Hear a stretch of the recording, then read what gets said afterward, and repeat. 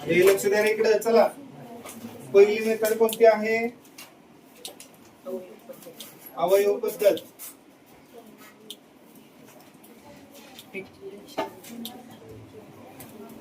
सांगा. एक्स वर्ग सगुण किती? 1. 1 ला कोणाला गुणायचे? 28 ला. 1 गुणुले 28 किती आले? 28. मग गुणाकार किती आला पाहिजे? आणि बेरीज किती आली पाहिजे? 1 चा सगुणक 11. मग बेरीज आली पाहिजे 11. काय पुढे येणार आहे? 7 आणि 4.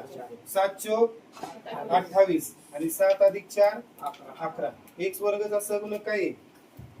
एक्स वर्गचा सगुणक काय आहे?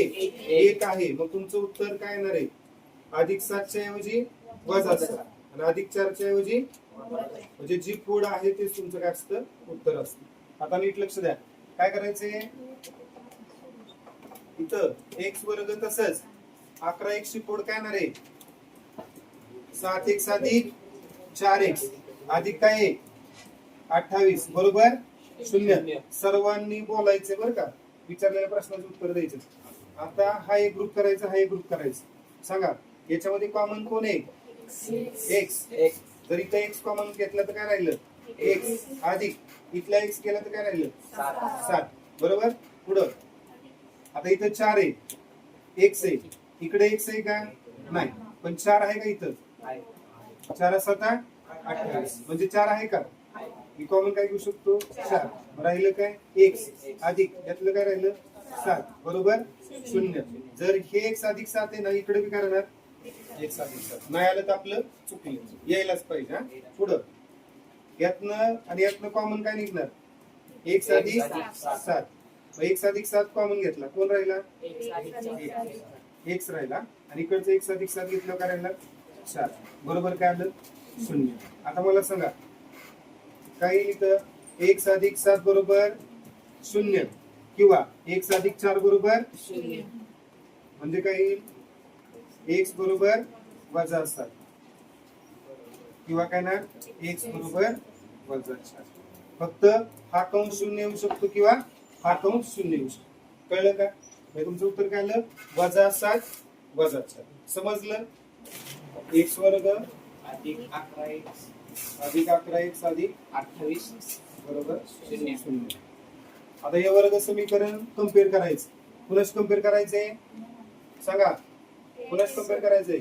एक्स वर्ग अधिक bx अधिक c बरोबर 0. By comparing equation 1 and 2. By comparing equation 1 and 2. सांगा a ची किंमत किती आली? 1. b ची किंमत किती आली? 11. आणि c ची किंमत किती आली? 28. c ची किंमत 28. a किती आला? a b किती आला? 11. आणि c किती? 28. परत काय करणार आहे आपण? पहिल्यांदा a काढणार आहे म्हणजे b वर्ग वजा 4ac. मग सांगितलं कंसाचा वर्ग करायचा वजा 4 a आणि नंतर c. मग b चा वर्ग म्हणजे कोण? 11 चा वर्ग 4. a ची किंमत म्हणजे 1 आणि c ची म्हणजे 28. सांगा 11 चा वर्ग 121 वजा 4 1 4 4 8 32 4 2 8 आणि 3 11. 121 वजा 112 किती आलं? 9. किती आलं? 9. 2 नंबरला काय करायचं आपल्याला? 2 काय करायचं? 2 गुणिले a ची किंमत 1 बरोबर किती आलं? 2. म्हणजे b वर्ग वजा 4ac 9 आणि 2 किती आला? 2. परत काय काढणार आहे बाळांनो? x ची किंमत कशी काढतो आपण? वजा b अधिक वजा वर्गमुळात b वर्ग वजा 4ac भागिले 2a. सांगा वजा तसंच b ची किंमत 11 अधिक वजा वर्गमुळात b वर्ग वजा 4ac 9 भागिले 2a 2. सांगा पुढं वजा 11 तसंच अधिक 9 चं वर्गमूळ अधिक वजा 9 चं वर्गमूळ 3 भागिले 2. आता x चे किती रूट मिळतात आपल्याला? 2. किती मिळतात? 2. वजा 11 तसंच एकदा किंमत काय टाकणार? अधिक 3 छेद 2 आणि एकदा काय टाकणार आहे -11 - 302. ते एकदा अधिक टाकायचं आणि एकदा काय टाकायचे वजा. सांगा x बरोबर -11 + 3 -8 भागिले 2 बेक बे बेचो 8 किती आलं x बरोबर -4. समीकरणच्या बाजूला x बरोबर -11 - 3 -14 भागिले 2 बेक बे बेसाती 14 किती आलं बाळांनो x बरोबर किती आलं -7. मग एक रूट किती आलं एक रूट -4 आणि एक रूट किती आलं -7. समजलं का सांगा समीकरण सांगा x वर्ग अधिक 11x अधिक 28 बरोबर 0.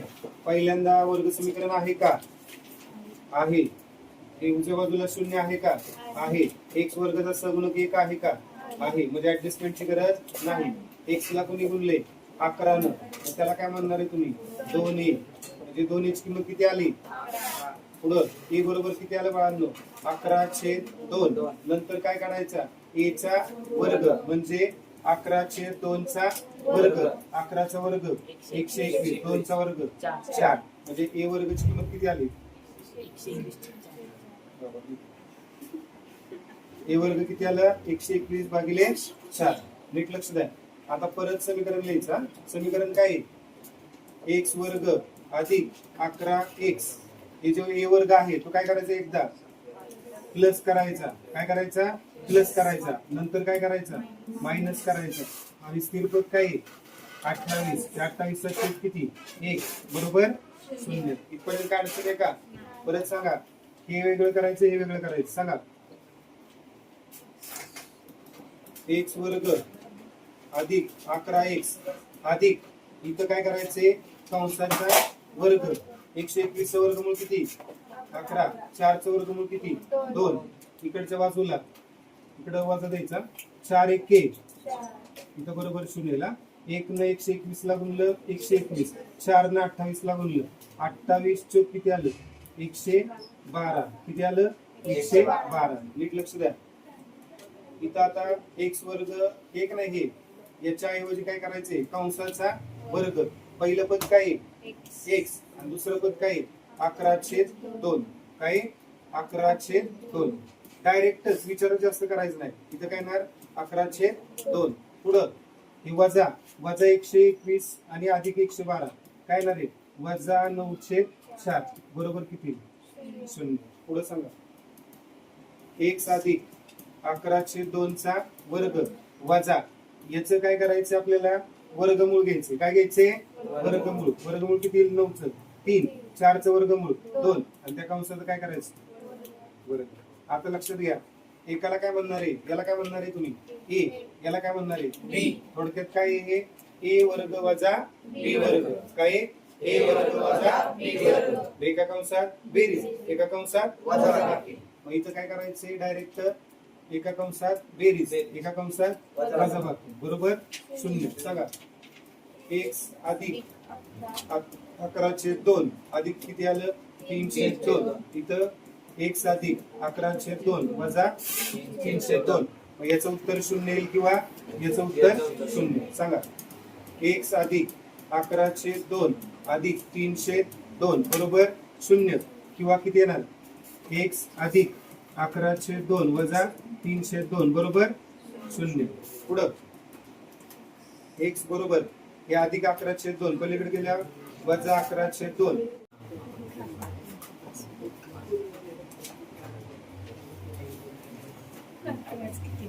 x वर्ग अधिक 6x अधिक 5 बरोबर 0. बोलू नका किती बाळांनो. आता इथं पहिल्यांदा अवयव पद्धत वापरू. आपण सूत्र पद्धतीने ऑलरेडी सोडवले ना. अवयव पद्धत वापरू. सांगा x वर्गाचा सहगुणक किती आहे 1 आहे बरोबर. मग 1 न कुणाला गुणणार स्थिरांकाला म्हणजे कुणाला 5 ला बरोबर का. गुणाकार किती आला पाहिजे मग 5 आणि बेरीज मधली संख्या किती आली पाहिजे 6. आता पुढ काय आली बाळांनो 5 1 5 आणि 5 आणि 1 6. हे तुम्हाला डायरेक्ट उत्तर मिळणार. x वर्गाचा सहगुणक किती 1. मग तुमचं उत्तर काय येणार? -5 - 1. किती येणार? -5 - 1. बरोबर. आता नीट लक्ष द्या. पहिल्यांदा समीकरण लिहू आपण. x वर्ग अधिक 6x ची फोड काय आली? 5x अधिक 1x आणि अधिक 5 बरोबर काय आलं बाळांनो? 0. आता लक्ष द्या. या दोघांचा एक ग्रुप, या दोघांचा एक ग्रुप. आता याच्यामध्ये x आहे, इथं बी x आहे. x काय घेतला? कॉमन. बरं, 1x गेला, 1 राहिला. अधिक यातला x गेला, काय राहिला? 5. अधिक आता इथं 1 आहे आणि इथं 1 गुणिले काय आहे? थोडक्यात 5. म्हणजे इथं पण 1 आणि इथं पण 1 आहे. मग 1 कॉमन घेतला. 1 कॉमन घेतल्यानंतर इथं x आला आणि इथं काय राहिला? 5 राहिला ना. म्हणजे काय आलं? x अधिक 5 बरोबर काय आलं बाळांनो? 0. जर कंस सेम आला तर आपलं उत्तर बरोबर. बरोबर. मग आता हा कंस आपण कॉमन घेतला. x अधिक 5. मग हा कंस इथं आणला तर x राहिला. अधिक काय राहिला? 1. बरोबर काय आलं बाळांनो? 0. आता फक्त काय करायचे? x अधिक 5 बरोबर 0 किंवा x अधिक 1 बरोबर 0. काय आलं मग? x बरोबर -5 आणि इकडे काय आलं? ऑन x बरोबर. समजलं का? एकदम सोपं आहे. कळलं? आवय सांगा.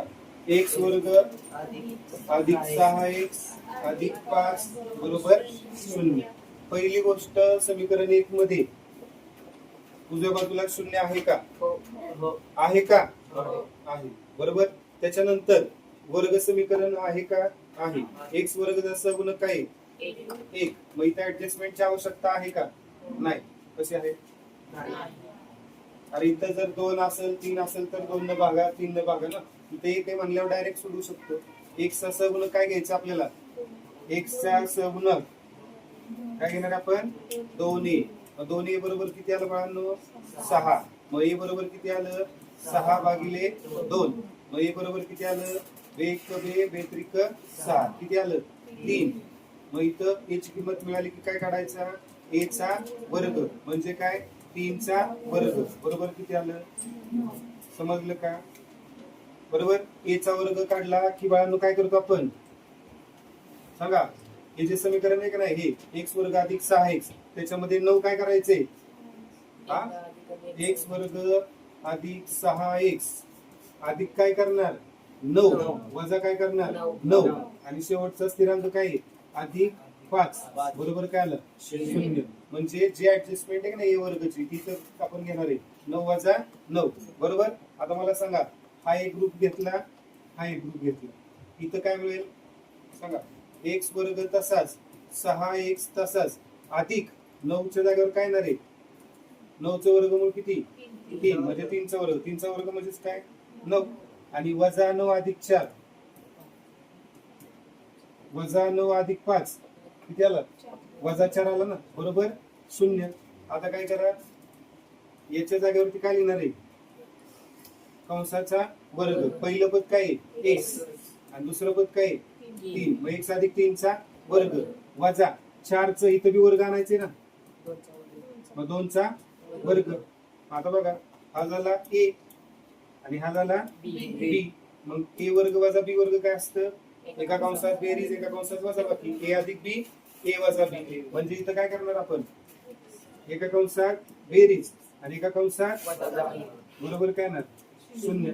मग आता सांगा, बेरीज म्हणजे कोणाची? a ची आणि b ची. मग a म्हणजे कोण? x अधिक 3. त्याच्यामध्ये प्लस कोण करणार? 2 आणि इकडे काय करणार? x अधिक 3 वजा काय करणार? 2. मग सांगा, एका कंसात काय मिळालं? x अधिक 5. 3 अधिक 2 किती? 5 आणि x अधिक 3 वजा 2 किती आला? 1 बरोबर किती आलं?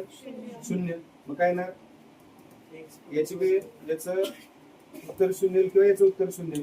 म्हणजे थोडक्यात काय? x अधिक 5 बरोबर 0 किंवा x अधिक 1 बरोबर किती येणार? मग सांगा.